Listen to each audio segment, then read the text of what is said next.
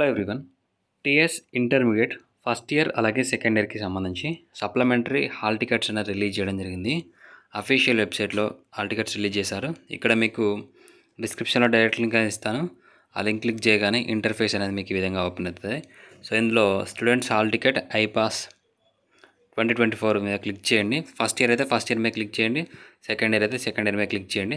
ఒకవేళ మీకు site under maintenance అని వస్తే ఇక్కడ మీకు స్క్రీన్ మీద 3 డాట్స్ కనిపిస్తున్నాయి కదా, మీకు మీ వెబ్సైట్లో బ్రౌజర్లో స్క్రీన్ మీద 3 డాట్స్ కనిపిస్తున్నాయి కదా, దాని మీద క్లిక్ చేస్తే ఇక్కడ డెస్క్టాప్ సైట్ అని ఉంటుంది. సో డెస్క్టాప్ సైట్ మీద టిక్ మార్క్ చేయండి ఇక్కడ.